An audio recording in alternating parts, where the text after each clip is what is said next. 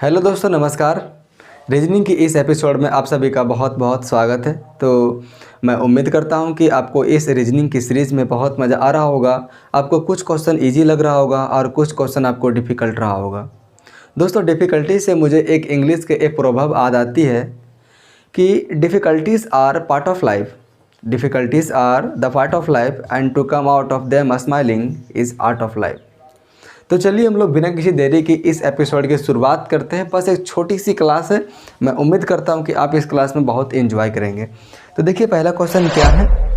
उस विकल्प का चयन करें जो तीसरे शब्द से ठीक उसी तरह संबंधित है जिस प्रकार दूसरा शब्द पहले शब्द से संबंधित है। जैसे देखिए, कांच और पारदर्शी का जो रिलेशन है उसी रिलेशन लकड़ी और निम्नलिखित में से किसके बीच में होगा। तो देखिए, कांच पारदर्शी होता है। पारदर्शी का मतलब क्या होता है? जिसे आर पार देखा जा सके।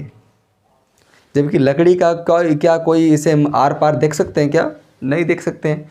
तो जिस प्रकार से कांच पारदर्शी होता है उसी प्रकार से लकड़ी अपारदर्शी होता है। तो अपारदर्शी कौन सा ऑप्शन में आपको दिखाई दे रहा है? ऑप्शन नंबर डी में दिखाई दे रहा है। ठीक है। देखिए, आप इन सारे क्वेश्चनों को तो सोल्यूशन कर लेंगे हो सकता है तो, लेकिन आप इसमें कौन सा कॉन्सेप्ट लगा रहे हैं, आप इस क्वेश्चन को सोल्यूशन कैसे कर रहे हैं, है ना, उसका विश्लेषण बहुत ज़्यादा ज़रूरी हो सकता है कि कई बार आंसर तो आ जाता है लेकिन गलत विश्लेषण के थ्रू आता है आंसर। देखिए क्या है, उसी प्रकार से जिस प्रकार से चेहरा अभिव्यक्ति से संबंधित है उसी प्रकार से हाथ किससे संबंधित है। दोस्तों, अभिव्यक्ति का मतलब होता है एक्सप्रेशन। देखिए, हम लोग चेहरा से किस प्रकार से एक्सप्रेशन दे सकते हैं, आप देखिएगा मुझे गौर से। ये हो गया एक्सप्रेशन। तो हम लोग जिस प्रकार से चेहरा से एक्सप्रेशन देते हैं उसी प्रकार से हम लोग अपने हाथ से क्या करते हैं, इशारा करते हैं, है ना।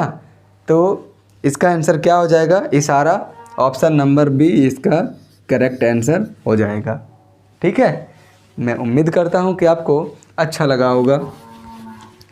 देख लीजिए, क्वेश्चन नंबर 3 है कि कौन सा शब्द नीचे दिए गए संबंध को सर्वोत्तम ढंग से पूर्ण करेगा। आप इस क्वेश्चन को बनाइए। आप इस क्वेश्चन को बनाकर आप पहले वीडियो को पॉज कीजिए, ठीक है, और वीडियो को पॉज करने के बाद आप इसका आंसर जो भी आएगा आप मेरे कमेंट बॉक्स में कमेंट कीजिएगा, ठीक है। अगर गलती हो तो गलती, सही हो तो सही, कोई फ़र्क नहीं पड़ता है भाई। गलती होगा तो इससे क्या होगा, गलती हो रहा तभी तो सीखने के लिए हम लोग आए हैं यूट्यूब पे। क्या है, जिस प्रकार से घन और वर्ग संबंधित है उसी प्रकार से वर्ग और कौन संबंधित है। देखिए, मैं बनाता हूँ पहले एक घन, ठीक है।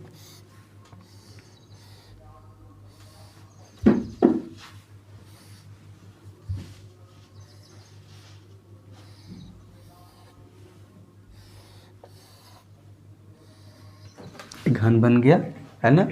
इस घन में 6 टोटल भुजा होती है, 6 सतह होती है, 6 भुजा नहीं 6 सतह होती है। एक होती है उधर, एक इधर, एक इधर, एक उधर, एक ऊपर और एक नीचे, टोटल 6 सतह होती है। और जो इस घन का 6वां सतह होता है वो एक वर्ग होता है, यानी कि 6वां सतह का क्षेत्रफल हमेशा बराबर होता है। इसलिए घन का अगर पृष्ठीय क्षेत्रफल अगर निकालने को बोला जाए तो इसका क्या होता है। देखिए, एक स्क्वायर का अर्थात एक वर्ग का क्षेत्रफल निकालने के लिए हम क्या करते हैं, भुजा स्क्वायर को गुना करते हैं, यानी कि ये स्क्वायर से हम गुना करते हैं, है ना। इसमें से तो कितना भुजा है, 6 भुजा, और 6 भुजा का 6 भुजा एक प्रकार का वर्ग है, इसीलिए हम इसे 6 से गुना कर देते हैं इक्वल टू 6 स्क्वायर।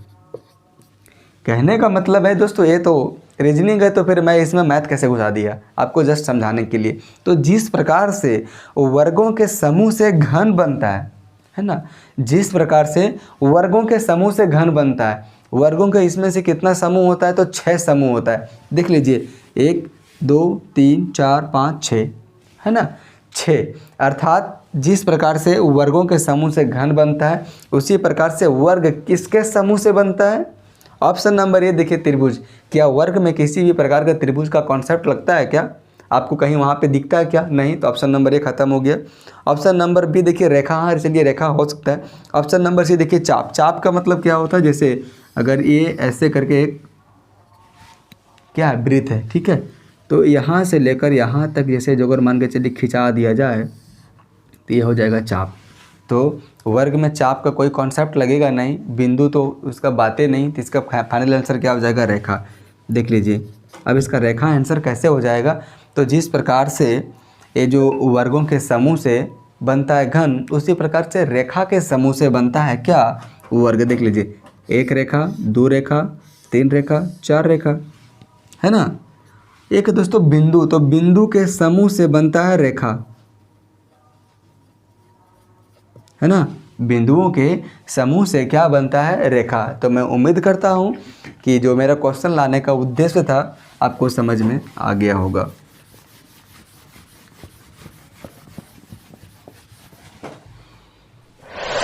देख लीजिए नेक्स्ट क्वेश्चन क्या है।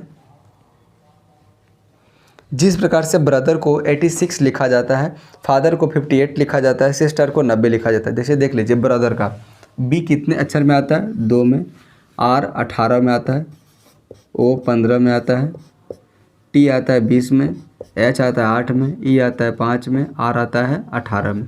आप इन सभी को जोड़ दीजिए। 18 2 20, 20 और 15 35, 35 और 20 45, 45 8 53, 53 5 58, 58 और 8 कितना हो गया? 64, 64 और 10 74। कितना लिखा हुआ ब्रदर का? 74 लिखा हुआ क्या? 86। मैंने कहाँ गलत कर दिया? B R O T H E R 74 ये हो गया दोस्तों। बी हो गया, आर ब्रदर ही लिखा हुआ है ना, B R O T H E R. 18 2 20, 20 और 15 35, है ना। 35 और 20 कितना हो गया? 35 और 20 55 हो गया। मैंने शायद उस समय 45 कर दिया था, ठीक है। तो कितना मैंने क्या किया? 2 18 20, 20 और 15 35, 35 और 20 55, 55 और 8 63, 63 और 5 68, 68 और 8 कितना हो गया? 68 और 18 86, 86 आ जाएगा, है ना। 86 आएगा मेरे भाई। गलती हो गया मुझसे जोड़ने में, 86 आ गया। उसी प्रकार से देखते हैं कि फादर को जोड़ने से कितना आ रहा है। देख लीजिए एफ का, फादर में एफ का होता है 6, ए का होता है 1, टी का होता है 20, एच का कितना होता है 8, ई का 5 और आर का 18। 6 1 7, 7 और 20 27, 27 और 8 35, 35 और 5 40, 40 और 18 58। 58 आपको दिख रहा है? बिल्कुल दिख रहा है, मतलब पैटर्न नहीं फॉलो हो रहा है। तो मदर को क्या लिखा जाएगा? देखिए मदर में एम का होता है 13, ओ का होता है 15, एम ओ, टी का होता है 20, एच का होता है 8, ई का होता है 5, आर का होता है 18। जोड़ दीजिए 13 15 28, 28 और 20 48, 48 और 8 56, 56 और 5 61, 61 और 8 69, 69 और 10 79। 79 आपको कौन सा ऑप्शन में दिख रहा है? तो ऑप्शन नंबर बी आपका ये करेक्ट आंसर हो जाएगा।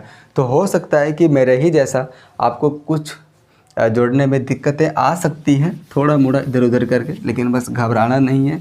मैं भी कोई वीआईपी नहीं हूँ, मैं मशीन नहीं हूँ, हमसे भी गलतियाँ होती है, बहुत होती हैं। देख लीजिए नेक्स्ट क्वेश्चन क्या है। जिस प्रकार से मैट को टैम लिखा जाता है, रेंट को TNER लिखा जाता है, उसी प्रकार से फेस्ट को क्या लिखा जाएगा? देख लीजिए हमें लग रहा है कि अक्षर को डिस्प्लेस कर दिया गया है। मैट को लिखा जाता है TAM, ए वाला टी यहाँ हो गया, ए वाला ये यहाँ, ए वाला एम यहाँ। दूसरा देख लेते हैं रेंट को RENT, रेंट को क्या लिखा जाता है?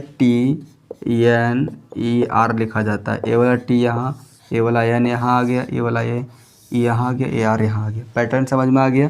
फेस्ट को क्या लिखा जाएगा? FEST। देख लीजिए ए वाला टी यहाँ आ जाएगा, फिर एस आ जाएगा, फिर ई आ जाएगा, फिर एफ आ जाएगा। तो TSEF क्या कौन सा ऑप्शन में आपको दिखाई दे रहा है? ऑप्शन नंबर ए में। तो आपका option number A correct answer हो जाएगा, ठीक है। हम लोग बढ़ते हैं नेक्स्ट क्वेश्चन की ओर।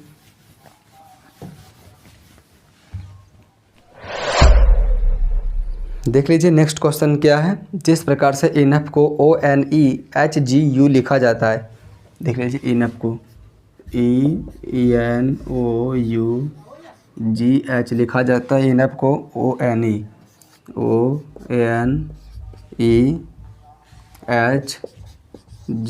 लिखा जाता है, ठीक है। उसी प्रकार से एक्सेस को क्या लिखा जाएगा? EXCESS। देख लीजिए हमें लग रहा है कि उसके अक्षरों को बस डिस्प्लेस कर दिया गया है। देख लीजिए ए वाला ये यहाँ पे आ गया, ए वाला वो यहाँ आ गया, ए वाला एन यहाँ आ गया, है ना। ए वाला एच इसे आ गया, इस यू को यहाँ रख दिया गया है, और ए वाला जी को ऐसे रख दिया गया। बस यही सेम पैटर्न को यहाँ पे बस फॉलो करवा दीजिए। ए वाला सी यहाँ आ जाएगा, एक्स यहाँ आ जाएगा, है ना, ई यहाँ पे आ जाएगा, ए वाला एस यहाँ पे आ जाएगा, ठीक है। ये वाला ई यहाँ पे आ जाएगा और ये वाला एस यहाँ पे आ जाएगा। तो C X E double S C double S C आपको ऑप्शन नंबर ए में दिख जाएगा। ठीक है, चलिए हम लोग बढ़ते हैं नेक्स्ट क्वेश्चन की ओर।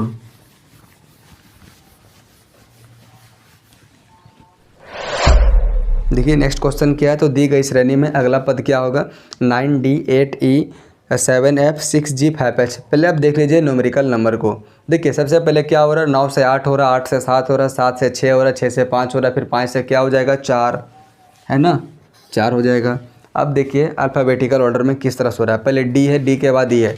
ठीक है, मतलब डी आता है 4 नंबर पर, ई आता है 5 नंबर पर, एफ आता है 6 नंबर पर, जी आता है 7 नंबर पर, एच आता है 8 नंबर पर। तो अब क्या आ जाएगा 9 नंबर पर आई आ जाएगा। तो 4I आपको किस में दिख रहा है, ऑप्शन नंबर बी में दिख रहा है। ठीक है, आप ऐसे क्वेश्चन को तुरंत उड़ा लीजिएगा। ठीक है, ज़्यादा आपको देर नहीं लगाना, बस आप प्रैक्टिस करते जाइए। देख लीजिए आप इस लास्ट क्वेश्चन को मैं आपके लिए छोड़ देता हूँ और आप इस लास्ट क्वेश्चन को आप मेरे कमेंट बॉक्स में बनाकर इसकी आंसर को पिन कर दीजिएगा, कमेंट ज़रूर कर दीजिएगा। मैं देख लूँगा कि आप में से कितने भाई सक्रिय रहते हैं, पूरी क्लास को देखते हैं। तो चलिए मैं उम्मीद करता हूं कि आपको भली भांति क्लास ठीक ही लगा होगा। अगर अच्छा लगा होगा तो वीडियो को लाइक कर दीजिएगा और चैनल को सब्सक्राइब कर लीजिएगा। मैं अपने इस चैनल पे सरकारी एग्ज़ाम से रिलेटेड हर जानकारियों को पल पल अपडेट करते रहता हूं। इसके साथ साथ मैं भयंकर में क्लास में करवाता हूँ। ठीक है, आप मेरे चैनल के वीडियोज़ वाली सेक्शन में कोई भी वीडियो आप जाके देख लेना, अगर नहीं पसंद आए तो मुझे कहना। ठीक है, लेकिन मैं मानता हूँ कि मेरा सेटअप पहले अच्छा नहीं था, तो उसमें से वीडियो की जो क्वालिटी थी उतनी अच्छा नहीं थी, लेकिन कंटेंट से किसी भी प्रकार का समझौता नहीं किया गया। तो चलिए हम लोग वीडियो को यहीं पे एंड करते हैं। Thank you.